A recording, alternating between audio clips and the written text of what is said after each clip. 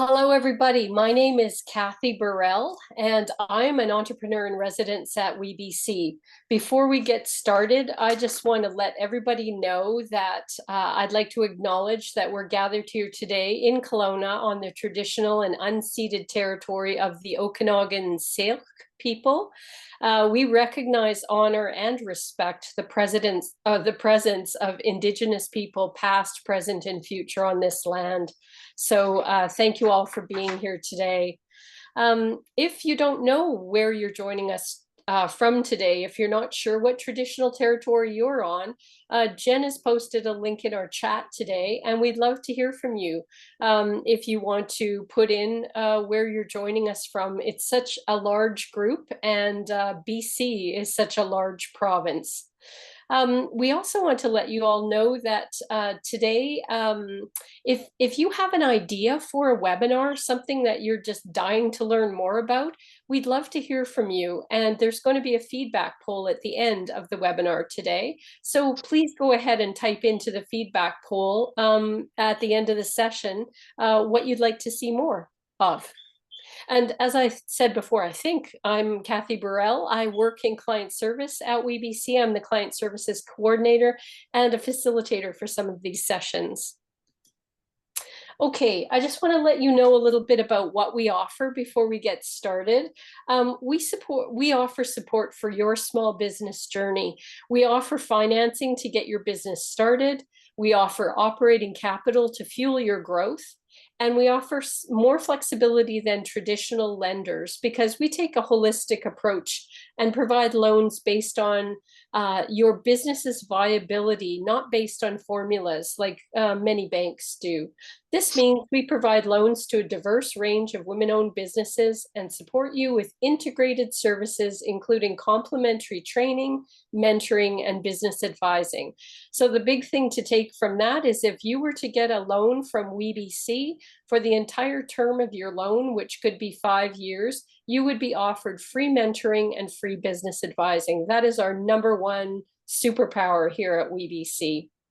From essential business skills development to personalized business advice, we know the right questions to ask and the right resources to connect you with. In our mentoring programs, you can connect with a network of women entrepreneurs and experts all around BC who can support and inspire you. We have a range of regional ambassadors in every corner of this province. And so if we can't see you one-to-one, sometimes they can. You can learn more about all of our service at our website, which is we-bc.ca. And we'd love you to sign up for our eBlast newsletter to get notified of new programs, as we have just a ton of great offerings coming up. September is one of our busiest months. And so through the summer, we do a lot of these webinars. And then come September, it's kind of full on.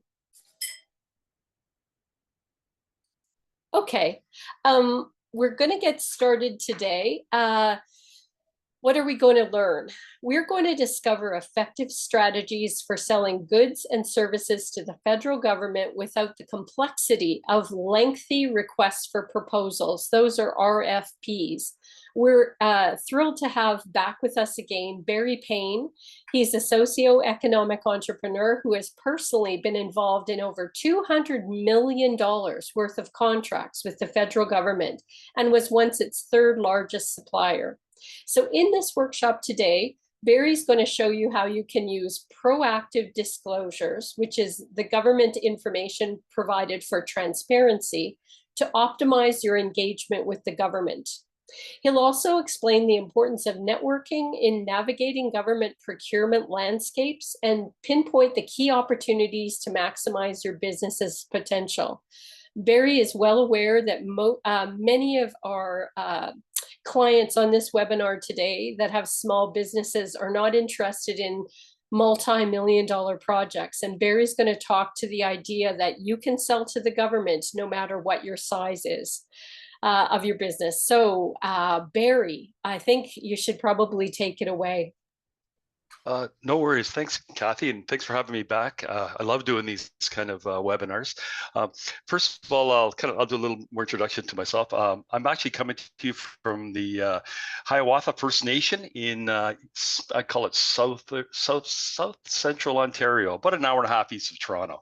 And as Cathy said, one of my I guess passions is actually teaching others on the way I did things, and we constantly, and one of the things I noticed when I came to the government is we tend to make things a little more difficult than they really are, or we kind of talk about RFPs and things like that, and and really that's not, I call it crawl, walk, run when you're navigating the government. And crawl is like what I call low dollar value. The walk is getting on a supply arrangement, and then the run is the RFPs. RFPs, and I know a lot of folks over the years that never really even got to the RFP stage, and you may not need to, you may not ever want to. A lot of work is involved in that. One of the things that everybody in the federal government has the ability to do, though, who has procurement authority, is they actually have a threshold that they can go up to just without even having to go to tender, and it's 25,000 for goods and 40,000 for services. So that's actually where people just buy from people. It's a great spot to start developing relationships, and it's where I always started out in any of my pursuit of a department. And when I was focusing on the federal government, I started at the letter A and I went all the way through it. And kind of data is gold because you want to find out where you're tracking, where you're going. And so what you want to do is establish a relationship. The federal government and the private sector are very similar. People buy from people. It's the same thing, except that in the private sector, we call reaching out cold calling. And we know most of us, that's a dirty word and it's a tough word. But in the federal government, it's warm calling, because we do have a fiduciary responsibility to be transparent and to look at as many different suppliers as possible. And that's where the low dollar value comes in. So I was here probably for about a year, and then I kept talking about different ways of how I would do it. And then I thought, you know what? I'm going to actually just put something together on how I would actually do things. And basically, I call it my 3 easy steps. And it really is. It's 3 pages that I predominantly used all the time. I use them in almost everything I did. And actually, I'll just kind of bring it up here first. And hopefully you can see that page, the 3 easy steps page. Can somebody let me know if they can see that or not?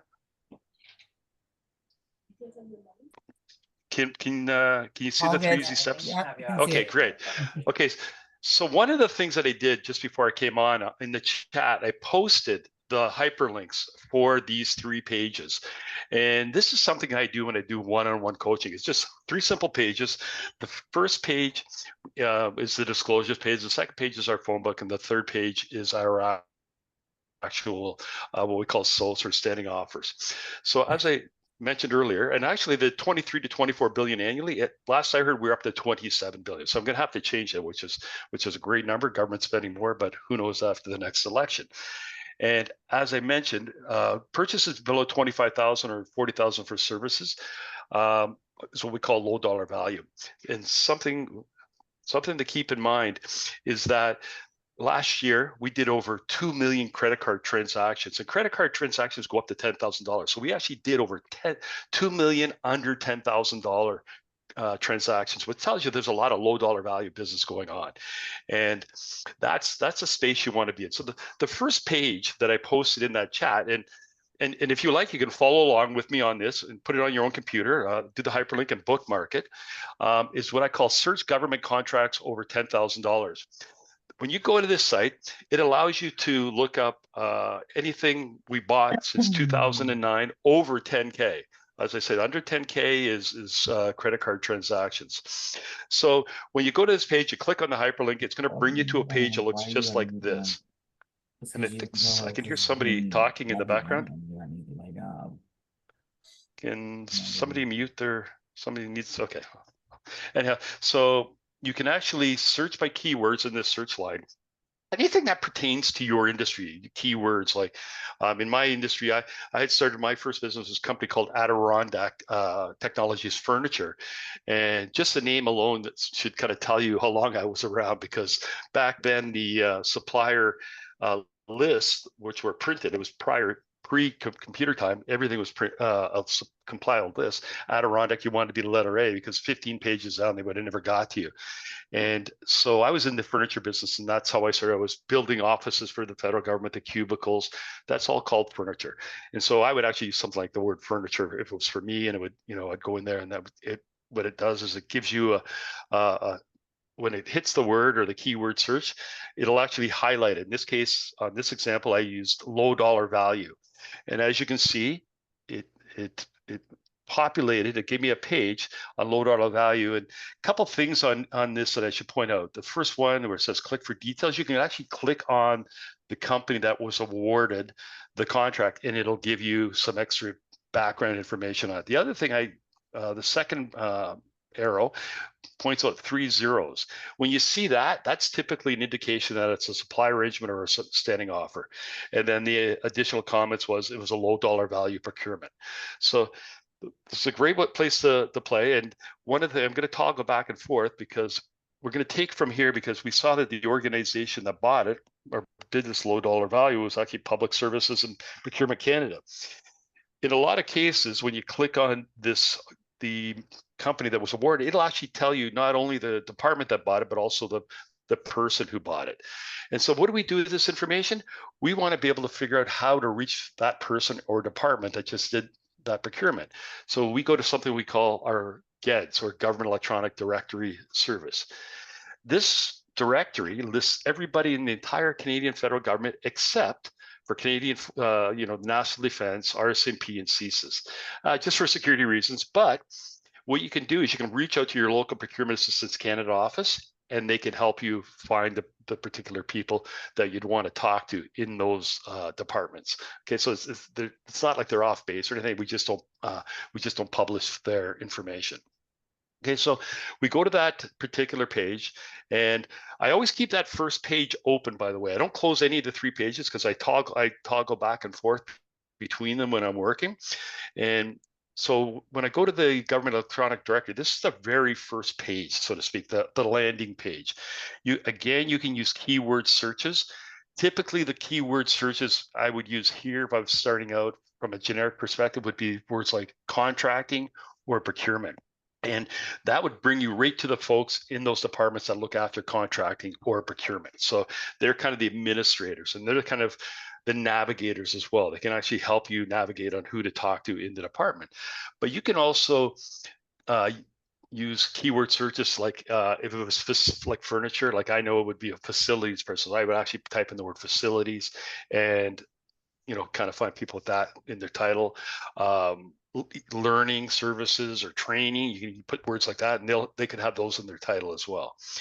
Something else that I would do, though, and as I alluded to earlier on, was I would methodically do this when I start out my first journey with marketing through the federal government. I want to be able to track who I'm talking to, where I've been.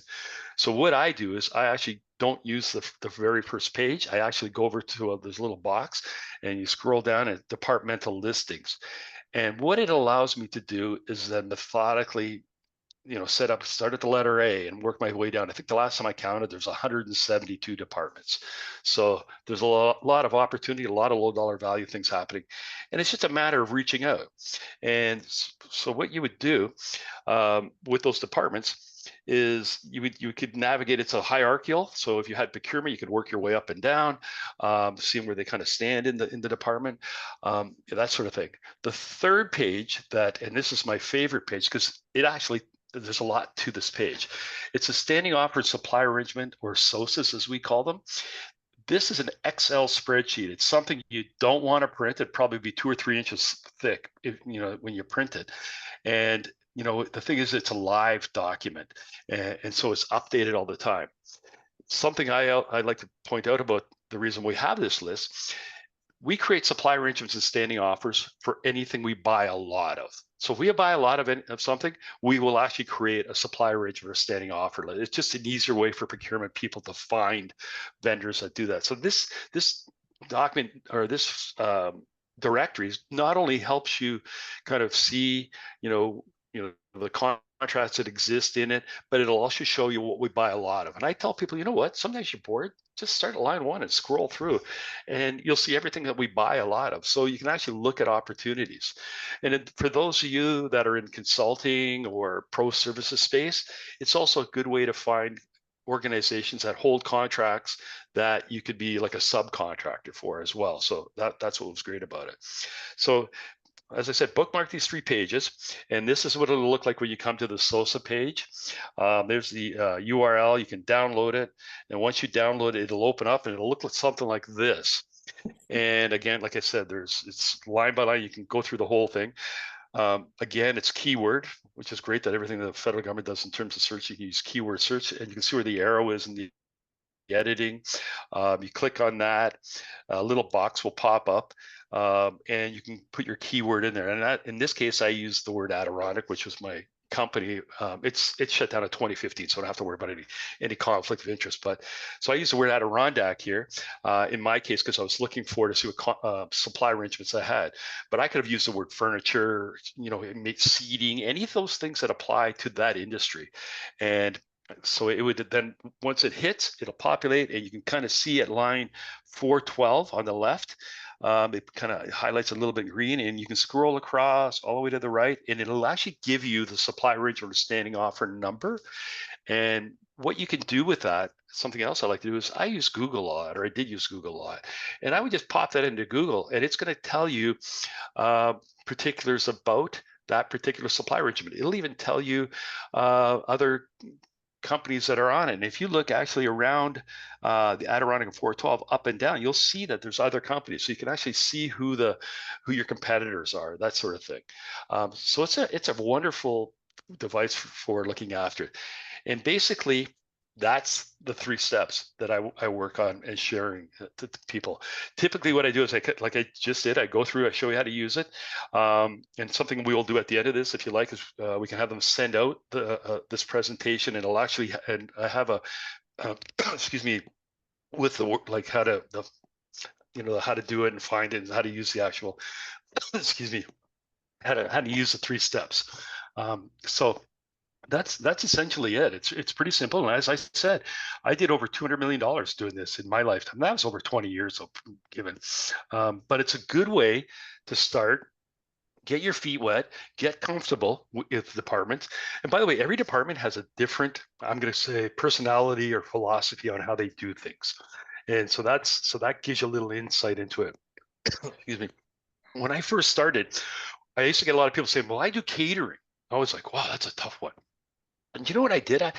I after some, I was kind of thought about it, and I was looking around. There are no supply arrangements for catering per se. Some areas will. But one of the things in catering, if there's any of those folks on this call, is every department has a director, a man, like a regional director. They all have assistants, and those assistants, every time there's a like a team meeting or we have a lot of meetings where we're learning things and contracting and stuff, they'll order lunch. And so we don't always want to eat they don't always want to eat the same lunch. So one of the great things about them is, so you look for the assistant, you go to the manager, look for the assistant, and then reach out to the assistant, tell them what you do and the food you serve and all that. And they're constantly looking for changes. Now, remember I talked about they have the authority to go up to 25,000. That's a lot of food, right? But I can't see them doing that. But again, it's still a good way of getting in and getting yourself established when you're in that space. If you're in the services, like professional services consulting space, that's an area that you have to be on a supply arrangement in order to do business with departments.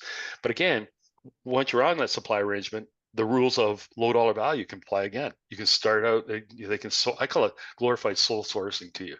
And it really allows you to develop relationships, because we hear that RFP word, and when it gets to the RFP stage, typically you need to have been in and learn, know about what's happening before it gets out, because you'd be prepared for it.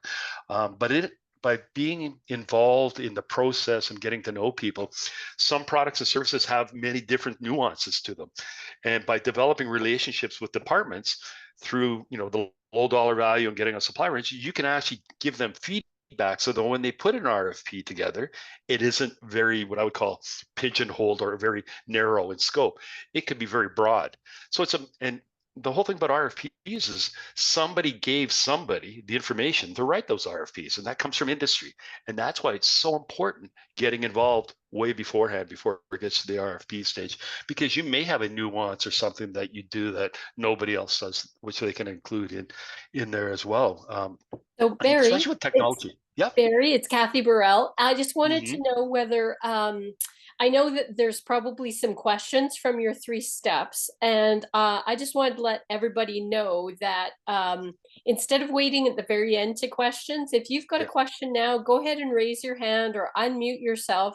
Give Barry a chance to have a drink of water there. And if you've got any specific questions, based on the 3 steps or based on your experience, of trying to get a hang of this. So we'll just kind of open it. We've got probably 15 or 20 minutes for questions. Does anybody have anything they want to ask Barry about what we've seen so far? Yeah, I come from your side, so that's why I like to have it kind of informal like this, and have people ask questions as we go along. We could have done it each page, but and again, I'm open to afterwards. I put my contact information in the side. If I know people are shy sometimes to ask questions, but you can reach out to me directly if you like as well. It's something that we do a lot of, one-on-one sort of thing. So yeah, love if there's anybody. I think there's a raised hand. Shavisa, go ahead. So your doctor sent a little note along. Presentation. Can you hear me okay? There's kind of background noise. They had some trouble trying to put it in the office. Is that right? So if everybody could mute themselves just for this minute. There you go. Okay, Shavisa, give it a try again. Okay.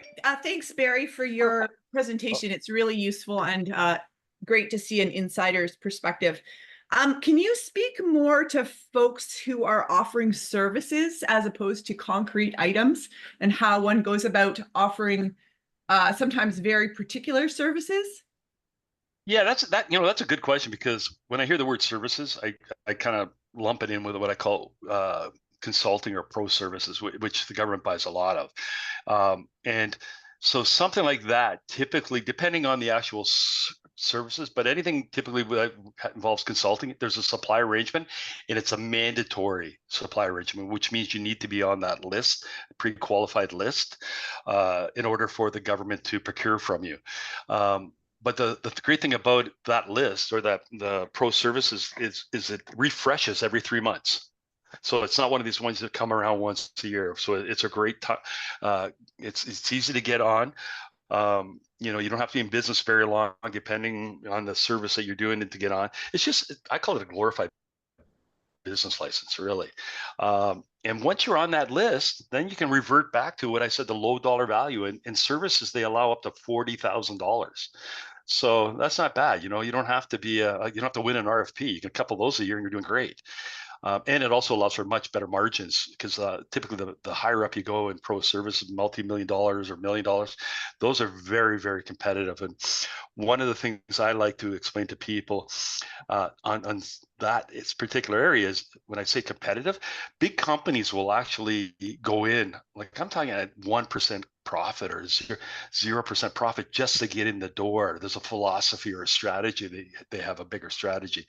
So depending on the actual service, I don't know if you could tell me, and I may be able to kind of enlighten you. I had my last business, and it actually spun out of my first business, was Adirondack HR, which is still in business. And I sold it in 2021, and we were involved in consulting and pro services. So I know that space pretty well. Mm-hmm. Barry, we just had another follow-up question quickly. How did we get on the list? Like the list? You just mentioned the list. Yeah. Okay. So something I would do is page 1, which I showed you. You could use your keyword in whatever areas consulting you do, and it'll show you all the contracts that actually have that particular consulting classification in it, and you find one that kind of fits what you're looking. Typically, you'll see the 3 zeros. When you see 3 zeros, that indicates it's a supply arrangement. But you can also go all the way across to what I call my third page, which is that Excel spreadsheet. and use the keyword search again in your typical consulting, and it'll give you the actual contracts that have been awarded in that space. And you can look all the way to the right, and it'll give you the actual supply arrangement number. Okay, and something I would do then is like I said, I would Google it again, kind of see who's in the space, and usually Google will even explain a little more about the particular supply arrangement. With that number, you can come to Procurement Assistance Canada. It doesn't matter what office, what region, and you can say, I would like to get on this supply arrangement. They will then help you find out who the actual contracting person was. Okay. Or if you look at, you can take that supply arrangement number and go back to page 1 and pop it in there, and it'll probably give you the contract that was awarded with the person's name, and then you can actually go straight to that person in contracting or procurement. So it's just that's why I call it homework, right? And one of the things I like to do, I put actually that first page on my phone, on my smartphone when they came out with it. I'd be sitting at Tim Hortons, just having a coffee, and I'd get what if, and I would actually type it in there.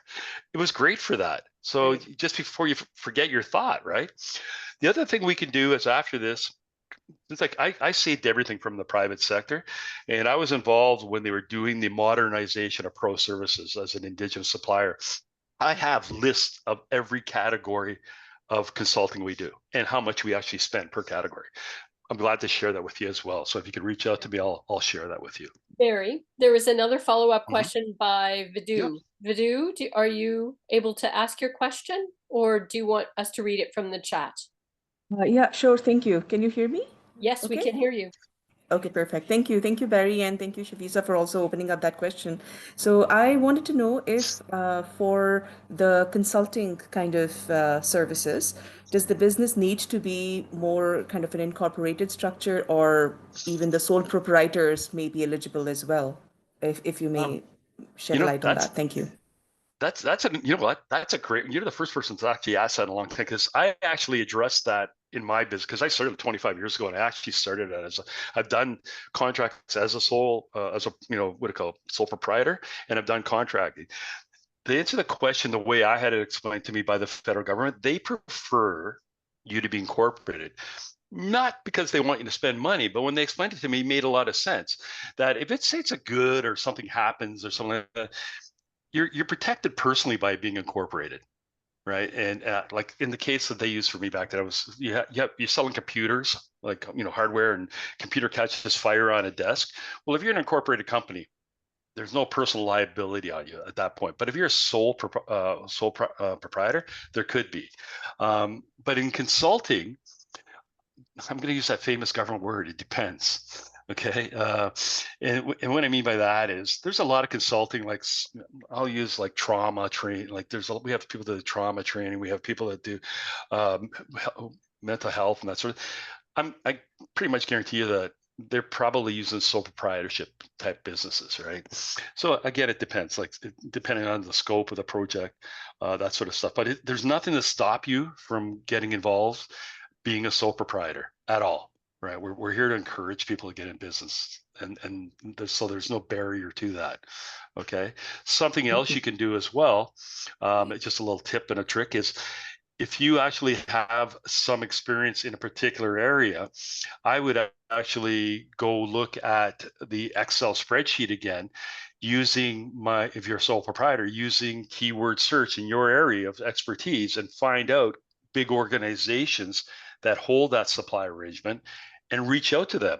They're always subcontract. A lot of people don't realize that the Accentures, the Deloittes, the KPMGs, they don't have all the reasons, like they don't employ thousands of people just sitting waiting for contract. They do a lot of outsourcing. And that's where contractors like yourself would come in. Okay. And that's something I can help you with as well, how to navigate that. And we actually have every month, I believe there's, depending on the region, they actually have what they call Ask the Experts, where you could go and ask questions to the actual pro services people themselves. So it's not that hard to get on. And as I said, it opens up every 3 months. So it's not having to wait for a year or anything like that. We just did June. So the next refresh, or when they post the next refresh, will be September. And so there's still time to get on in the one for September. Okay. And they're very, very helpful. Yeah, go ahead. It's Cathy Burrell again. I just wanted to know if I think a lot of small business owners are concerned about, kind of getting off on the wrong foot with somebody from the government who has the capability of giving you a contract or not a contract. Can you speak a little bit about, how to approach somebody in this area, to either inquire about, I guess, how often do they need things, like the sort of questions that you think would be really helpful for somebody to ask someone that is in charge of a contract? For sure. And as I said, one of the things I realized with the federal government, it's really no different than in private sector. And when I say that, I say out of sight, out of mind. So if you're not in constant contact with them, and I always say for any reason, because you want them to remember you, because I know we have directories and things like that, but I got to tell you, 25 years, nobody called me and said they found me in a directory, even though they will check to see that you're in the directory. Something else to keep in mind is some of these services that you offer, there could be 200 vendors on a list. And when they go to they need a requirement, they don't go to all 200. They'll pick 5, they'll pick 3, they'll pick, depending on the size of it, they could even just pick 1 as long as it's under that 40,000 threshold. And so that's why it's very, very important to establish these relationships. And it's great because when I would approach them, I was, like I said, I did furniture with this as my start. I didn't go in asking to build the building or a department. I went in and I just sold them a chair, or I sold them something small. And if you offer some sort of service where you can actually start out small, it's a low risk. That's how you get in to talk to them. And there's also a methodology I actually realized over a number of years of outreach, and that takes us into the how-to, I call it. One of the things that I recognize right off the bat, and I hear people say, well, you know what, I reached out to so-and-so and they never get back to me.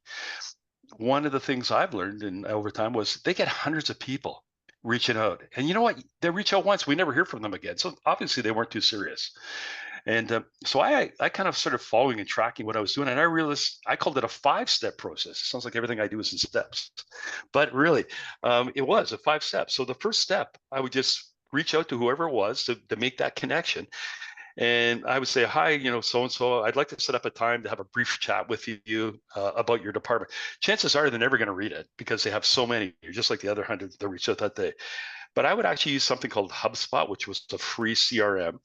And I would tell HubSpot to remind me in a week to connect with this person again. So in a week, I would go back, I would call that person. Remember, we have their phone book, our directory, which has emails and phone numbers. I would phone that person and say, hi, so-and-so, I'm just following up on an email that I sent you a week ago about, I was hoping I could set up a quick chat with you. Chances are their email boxes, they don't even, because there's so many, or their voicemail box, I should say. Then I would go back to HubSpot, and I would tell HubSpot to remind me in a week. So now we're 3 touches. And I call 3 times as the charm. First of all, when you reach out to them that 3rd time, you're going to say, hi, my name is so-and-so. I'm following up on an email and a voice message I've sent you. So they know that you're serious. It's not one and done. I'm following up. And they know that you're not going away. And so what I say in this email is, why I'm reaching out to you. This is what I do. And I list the services in that third touch.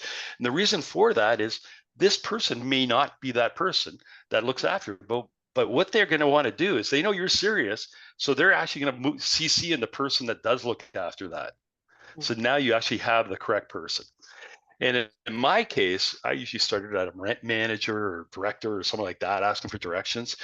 And then the message would come from their manager director saying, hey, to this person that looks after, the furniture. I'd say, hey, that's why I'd reach out. I go, hi, I sell chairs. And then I start my little spiel to get into my low dollar value. So now I've created my start of planting the seed for developing the relationship. And the HubSpot and CRM, I call it's gold, because you may reach that person and that person, say, oh, you know what? I'm going on vacation, or I'm doing this, and you make note of that. And so when they come back and she tells you to, contact me in a week because I'll get to be on vacation, you make note of it. And then you can say, you guys know, how was your vacation? You just start chatting and developing that relationship. That's how you start. I have one success story I talk about that it worked. That it worked for me. And it's the biggest one that I did was Department of Foreign Affairs.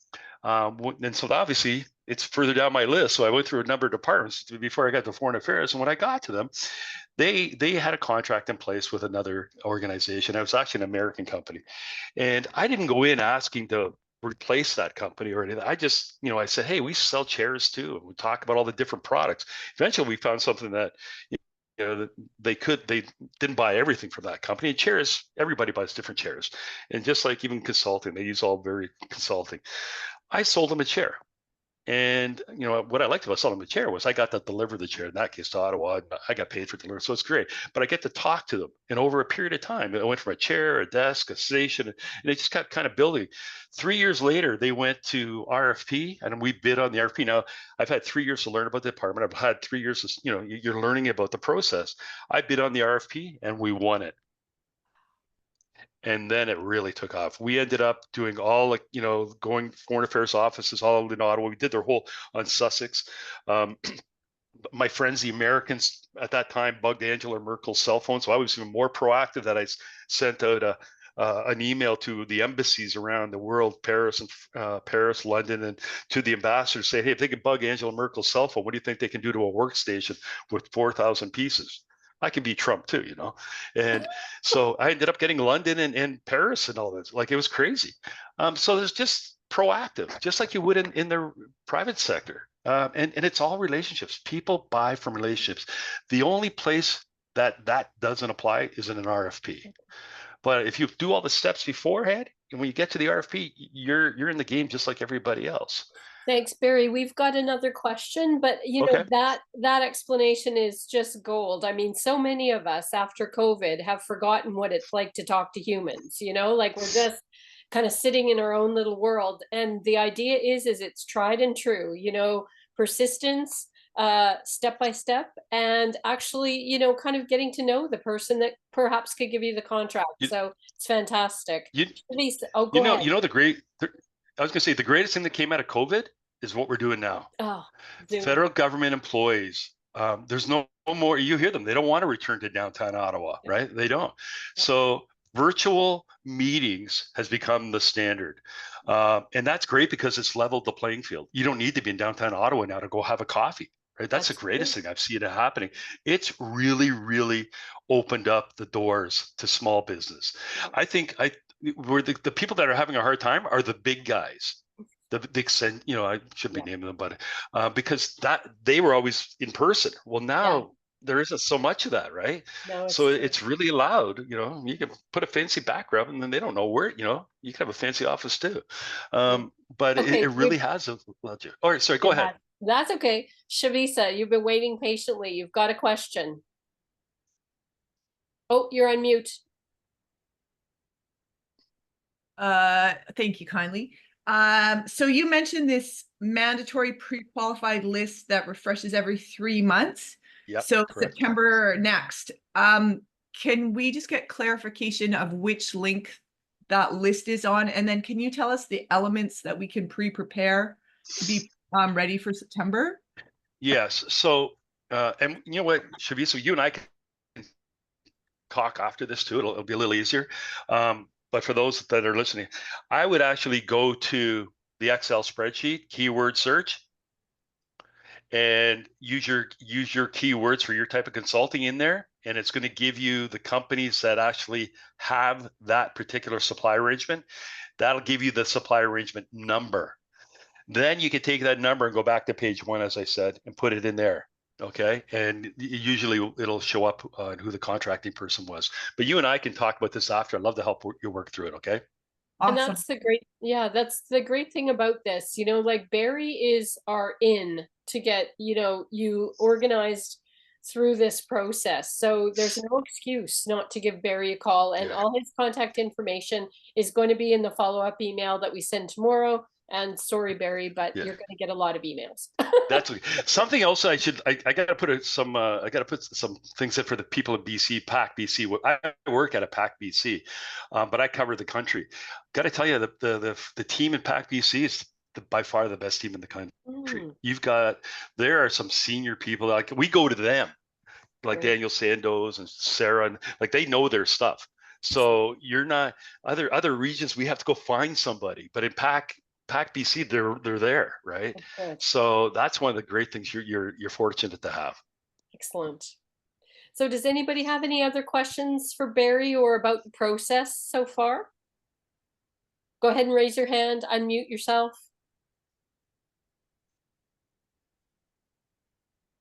I have a Everybody, question. Go okay, ahead. perfect.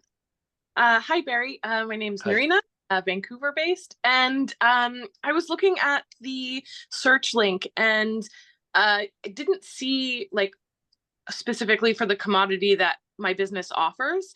But I did see like it's a food product, but I did see other contracts with food suppliers, like grocery items, etc. So would you recommend like is there a way to try and bid for something that is not currently, or is it better to try and get in with the current suppliers? Actually, depending on the food product, you don't need to be on a supply arrangement, right? It's not by the way, food product aren't, it's not mandatory, but you can reach out directly to National Defense right across the country, right? They buy, food. Corrections buys food. There is a market for it, right? You could go into that first page. I don't know if you tried that, and you could maybe put in the keyword. I'm going to word like lettuce, and maybe there'll be stuff in there like for vegetables, let's say, that kind of stuff. So you may be able to see who or what they did buy at one time that might be similar. But the other, I'd say to that, we could spend some time with you saying, okay, these are probably the departments you should look at focusing on. And as a National Defense won't be in your phone book, but we can get you the people to talk to. And corrections, they buy a ton of food when you think about it.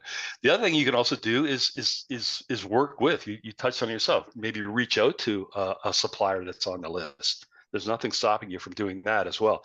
And where I would go for that was I'd go to that Excel spreadsheet, right? And then it'll give you all the people in that range. And that's kind of what I do when I do one-on-one coaching. And I kind of go, here, you go play with it and then come back, right? And I got to tell you, after you play those 3 pages, 80 to 90% of the people I talk, I never hear from them again because they usually go, I get it. Thanks. Okay. So, but reach out to me for sure. And I don't want you to miss anything because, and like Carol mentioned at the beginning, we buy everything. It's crazy. Great. Thanks, Barry. So Okay. anybody, somebody else has their B. You have a question, go ahead. I just, one moment there, sorry, I'm using my phone as my camera. First of all, Barry, excellent information, and I've been digging kind of into it. I'm creating an emerging technology using augmented reality in several different kind of ways. And I saw kind of prior to this that there was, they had already had a request for proposal for wayfinding for hospitals, for cancer hospitals, which is really exciting. So seeing that, you've really encouraged me. So to knowing that's viable, and obviously I'm going to want to talk to you more about that. But somebody here wrote a really good question, and I don't want to steal your thunder, but they haven't spoken up, but I thought it was excellent. It says, in digital accessibility consulting, is it common for customers not to be comfortable sharing with collaborations publicly and to be tied up in non-disclosure agreements? Would your advice be when applying for contracts, as it seems also you have to have a minimum of 3 references and a case studies in common? So that's a lot there to digest, but that's a really excellent question. You're right. That is a lot. And that has a lot of kind of what ifs or depends, right? So especially anything to do with AI now. And by the way, I do know the disability space a little bit. Before I came to the government, they had passed the AODA laws or whatever. The mandate came through, I guess, a couple of years before that. And I was working with a company out of the United States that was trying to introduce their technology into Canada. So something we can also talk about here, we've only talked about federal government, but within, and I can share. I did a synopsis I put together, and it's called "Equity Deserving Groups" or Equity Opportunities, and it has live links in it. And at the national level of WeBC, you'll actually have a number of corporate supporters, like Loblaws or whatever. Like I'm going to use them as examples that already support buying from women-owned businesses. But I actually had a lot of success in just finding companies that were involved with whatever, like, there's KMC, there's CCAB, there's WeBC. What it tells you is these companies are open to working with diverse suppliers. And I would reach out to them, and I can share that with you, and it's great. Like I'm talking, I put that up on a wall one time at a conference. They go, "There's your business plan." It had all their logos, literally. And so there's ways of just thinking outside the box. Going back to your NDAs, I always had an NDA, always. Because and now I work with they have the innovation cluster here in Peterborough Kawarthas, and it's sad when I see a young person come up with an idea, and next thing you know, they went to work with somebody, partner with somebody, and they thought they were leveraging them and next thing you know, they've taken their idea. So NDAs are very important. If you think it's got business potential, I wouldn't leave anything to chance. And you know what? Anybody reputable in any big organization, they're used to NDAs. If I worked with the Deloittes, the KPMGs, and all those guys over the years. Every time I worked with, didn't matter if I worked with them prior. Every time we talked about a new project, I had to sign a new NDA. Okay, it's just I think it's just good standard practice, right? Okay, thanks, Barry. That's a great answer to that question. It was complicated, but when it comes down to it, again, you're willing to chat with B offline. So that's great with the consulting. For sure. So I think, go ahead. Sorry, Cathy, I put my LinkedIn contact in there too. And I would suggest for people to reach out to me there because I've got connections everywhere. Okay. That's what I like people to see. Jeez, Barry, you are a treasure, I tell you. Okay, so Jen, do we have like 5 more minutes for questions? Should I take another one, or what are you thinking?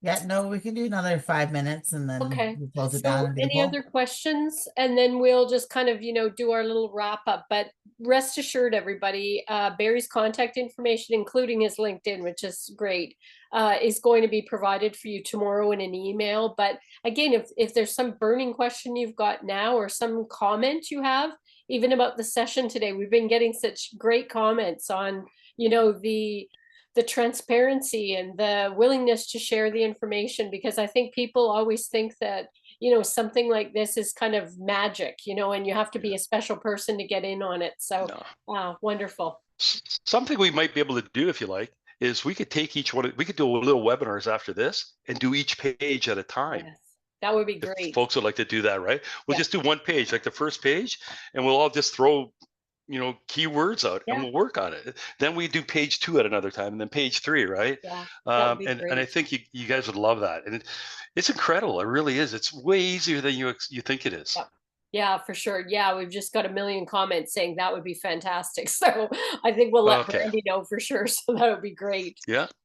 Okay. So is there anything else, Barry, that you think people should know? I mean, is it just really like if you're a person, you're a sole proprietor, maybe you've got one staff member, how much time do you think that you would dedicate to this process, like every day or every week or month? Like, do you remember how long it took you? Oh, yeah. So, here's what I caution everybody. At first, I kind of went a little crazy and I lost control of it. And what I realized, because don't forget, you're reaching out to this person today, and then you're going to be moving, creating, and the snowball gets bigger and bigger. I did 5 a day, and after a while, I found after about 6 months, 5 a day, it was pretty hard to manage because you got a lot of conversations going back and forth. So I got 5 a day till I got really rolling, and then I cut it back to 1 or 2 new people a day. And 5 a day isn't a lot, but you got to remember. So if I'm doing 5 a day on Monday, and by Friday, I'm up to 25. And then, so it just keeps going. So 5 is a good number. And like I said, don't get you stressed out because when you reach out to them that first time, because it's a process. And like we hear one and done is probably 80 to 90% of the people we hear from. And it's just, what, I even have templates I put together that I share with people that I used. Yeah. Right. That's great. So, and I could share those no problem as well. Super. Okay. Barry, we've got a question from Judith. Judith, go ahead, unmute yourself. Hi, Barry. Thank you. Hi. Is HubSpot still your favorite CRM?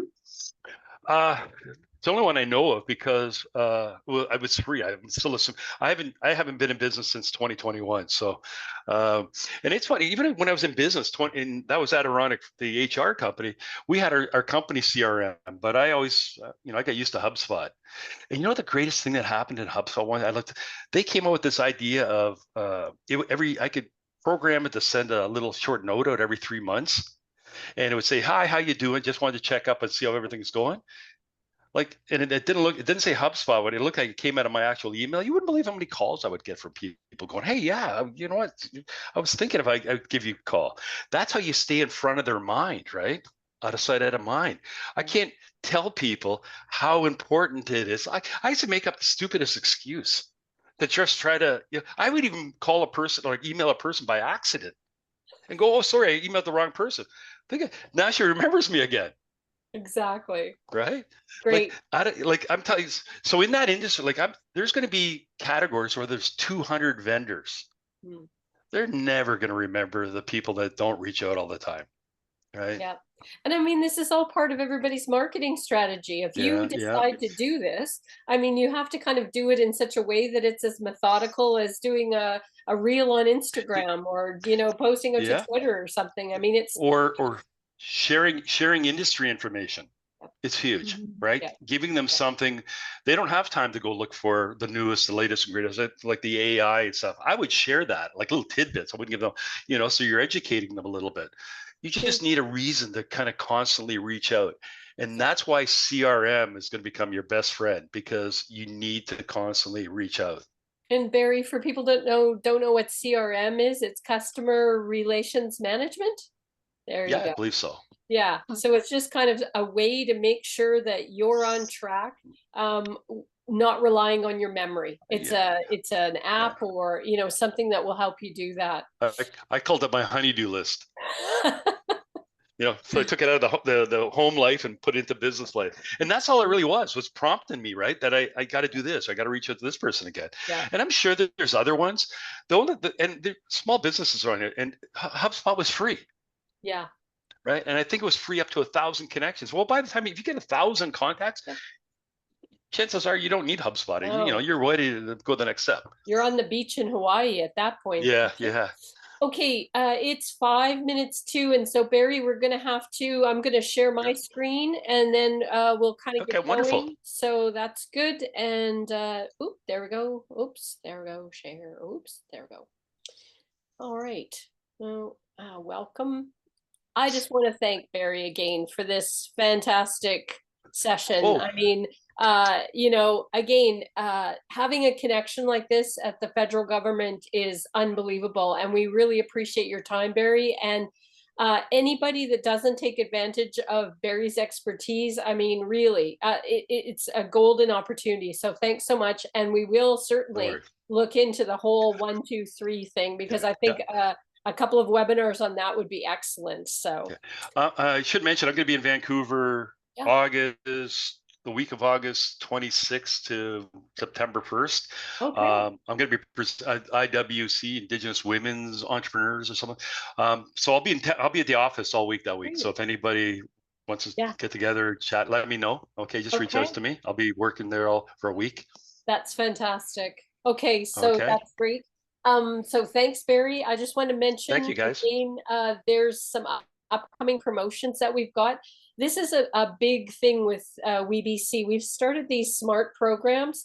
You can learn about HR, financial fitness, or strategic marketing, and they're on-demand courses that are absolutely free until the end of December. You sign up, you get an email to access the course, and you have 90 days to complete it. So we were talking, this strategic marketing one is amazing. Financial fitness, HR for business. So we would highly recommend you do that. If send us an email if you can't find them. We're going to be doing a couple more webinars. We're doing another one on August 8th, the Guide to Government Contracts, How to Sell, Prepare, and Deliver, a financial wake-up call, confidence through clarity, August 22nd is our last PAC series, which is a guide to government contracts. Again, if you can't do that one, maybe you can do that one. And then September 17th, we're doing a webinar on cash flow. And that again is so important, you know, when you've got a small business. So I want to thank everybody for joining us today. The engagement was fantastic. Thanks to Barry. And I also want to remind you that we're going to do a little feedback poll. So Jen is going to put it up. And if you could take a few minutes to do the feedback poll and to also give us any ideas that you have for future webinars. Maybe you want Barry's idea, which we love. And I just wanted to remind you all to go ahead and sign up for our eBlast newsletter. That might be how you realize that this was happening today. And thank you all for joining us today. You've been a great group, and goodbye, everybody. We're going to shut down the feedback poll in a few minutes. I want to thank you all for joining us today, and enjoy the rest of your day. And best of luck, everybody. This is a golden opportunity. Take advantage of Barry. Thanks, everybody.